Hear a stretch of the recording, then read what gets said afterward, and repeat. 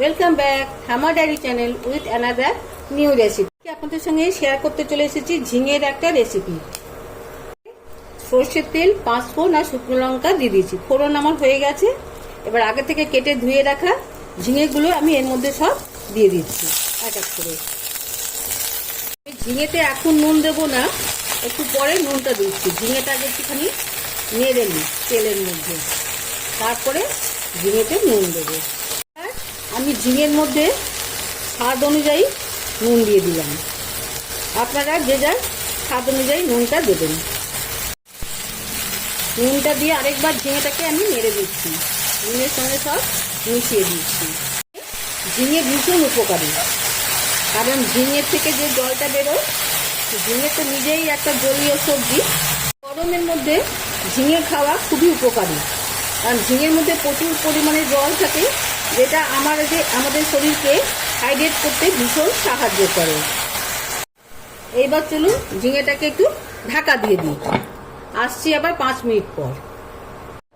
আমি এই মিক্সির জারটার মধ্যে 2 চামচ তিল নিয়ে নিয়েছি, আর তার মধ্যে একটা শুকনো লঙ্কা দিয়েছি। এটাকে আমি জল দিয়ে পেস্ট করে আনছি। এর মাঝে আমি আরেকবার ঢাকাটা খুলে ঝিঙেটাকে নেড়ে দিলাম। এই দেখুন ঝিঙেতে জল বেরিয়ে এসছে। ঝিঙের জলেই কিন্তু ঝিঙেটা পুরো সেদ্ধ হয়ে যাবে, আর কোনো আমি এতে এক্সট্রা জল দেবো না।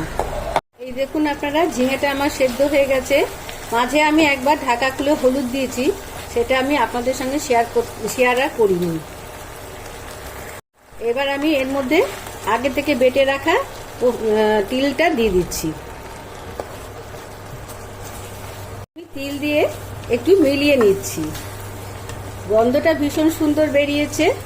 আপনারা যখন করবেন তখনই আপনারাও বুঝতে পারবেন। তিল খাওয়া আমাদের শরীরের জন্য ভীষণ ভালো। তিল শরীরকে ঠান্ডা রাখে। আর এখন তো গরম চলছে, এই গরমের মধ্যে তিলের তরকারি, তিলের বড়া, নানান রকম তিলের প্রিপারেশন করা যায়। সবই আমার মা ঠাকুমার কাছ থেকে শেখা।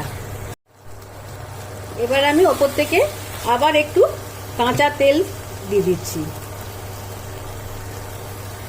খুব বেশি দেব না, তেলটা আপনারা আপনাদের মতন করে দেবেন, কারণ আমরা বেশি তেল খাই না বলে এইটুকু তেলই দিলাম। করতে করতে আপনাদের একটা কথা বলে দিই, যদি আপনাদের আমার এই চ্যানেলটিকে কোথায় কিছু ভালো লেগে থাকে, তাহলে প্লিজ একটা লাইক আর সাবস্ক্রাইব করে পাশে রাখা বেল আইকনটিকে প্রেস করে দেবেন। কারণ যখনই কোনো রকম রান্না আনবো, সবার আগে আপনার কাছে নোটিফিকেশনটি পৌঁছে যাবে।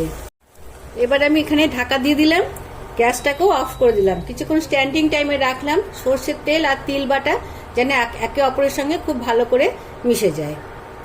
ঝিঙে তিল দেখুন দেখতে কত সুন্দর হয়েছে। আর আমি 1 চামচ খেয়েও দেখি, দারুণ সুন্দর হয়েছে। নমস্কার, আসছি, টাটা।